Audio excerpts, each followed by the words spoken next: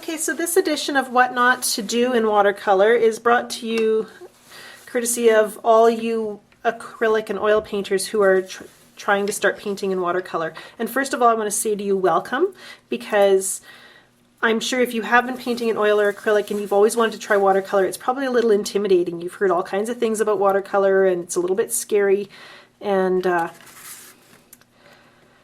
you know it's a different way of thinking than you might experience in oils or acrylics. So you're going to have a few techniques you've always used in oil or acrylic that you might want to try in watercolor, and you're just not going to get the same results, and you're not going to get a watercolor look if you're using your oil and acrylic habits. So I'm just going to demonstrate a few of those what not to do if you are an oil or acrylic painter and you want to get started in watercolor. And the first thing I've done is I've squirted out a little bit of tube paint. These are just watercolor paint straight from the tube. And if you've seen my other videos, you know that generally I work with the paint already squeezed into my palette. And I'm just doing this for benefit of you oil and acrylic painters, because what you'll probably find yourself doing is taking these paints just the way they are and using them, the thick pigment, and applying it right onto your page. And there's a lot of pigment sitting on your paper. I'm going to zoom in a little bit. A lot of pigment sitting on your paper, and it's not really moving around a lot. You're just painting it right on there.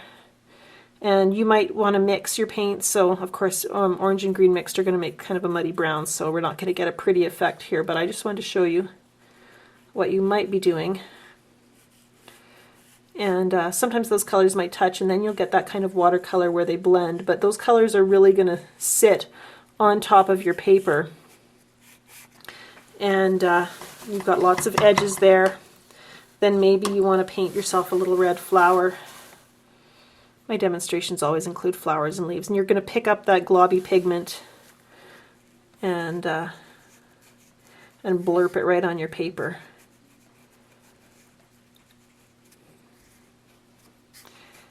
And then you're going to start looking for the white and the black, because maybe you want to lighten those colors.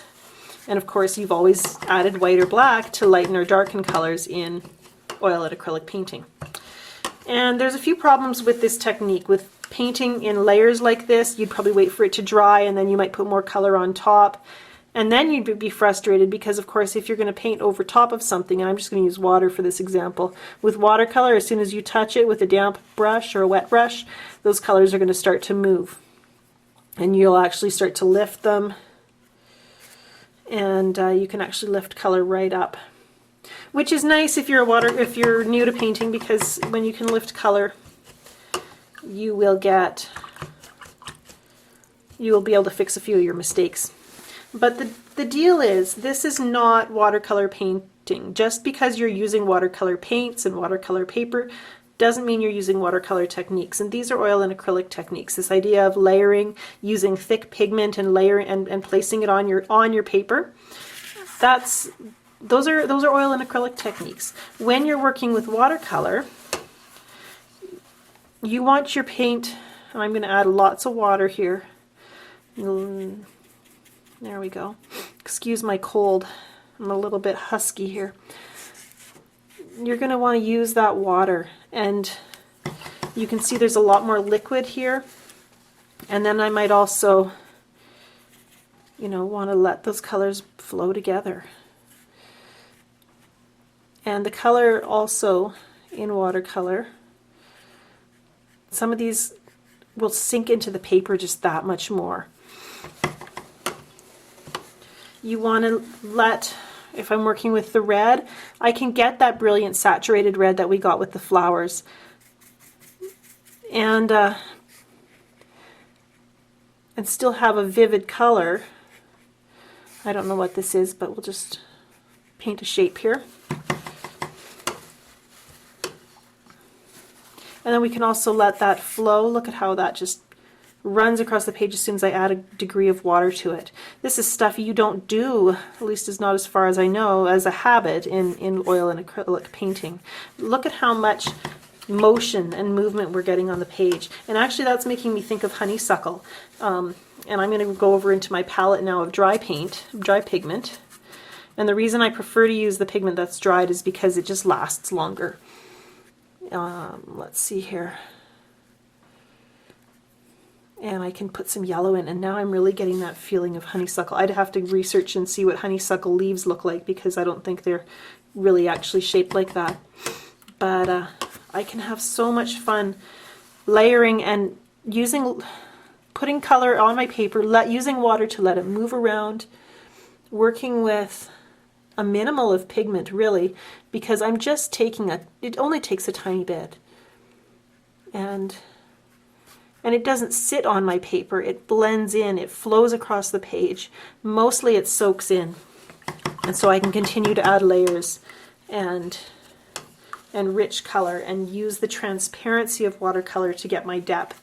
And it's just so much more fun and vibrant than if I'm laying slabs or, I don't know, chunks of pigment onto my paper and just having them sit there. I do a lot of my mixing already on the paper rather than mixing on my palette the colors. And then again, like we talked about, I don't need white or black. I'm grabbing water to be my white. And that's what paint water is getting a little murky. It's time to change it. And for darkening, I generally work with complementary colors. I might use some different darks like Payne's Gray and some different neutral hues. But I'm really a lot more, there's just a lot more, I don't know, transparency that we're working with. We're really allowing the paper to be an active part of the painting rather than just as a vehicle for putting paint on top of. And I guess that's what I'm seeing as a big difference between watercolor and oil and acrylic painting, is just that opportunity to use our paper as a tool. In our painting, it's our white, really, because as we add water, the water isn't your white as so much as the paper that's revealed when you add that white and let those colors blend. And you just have a lot more looseness, I guess. And I really like the way we get to collaborate with the water and the paper to make a vibrant painting. And it's not just about the paint. It's very much not just about the paint that you're putting on your canvas. So keep that in mind as you get started painting. Be willing to experiment with water and really just see what those colors will do. If you want to put a chunk of color onto your paper, then take those shapes that you've just painted and add some water, let them move, and just see what it does. And have a little bit of fun with it. Use gravity, tilt your paper, and watch those colors flow. And spend some time just letting those colors move. Here I'm giving them a path to go with my wet, damp brush. I'm giving those colors a little road to travel down, just to make things interesting. And then I can grab that pure, intense, moist pigment again if I want to, and place it on my paper and just see where it goes. And it's a lot of fun. And I hope you'll take the time and really learn to use watercolor as it's meant to be used, and not just as another type of acrylic or oil painting.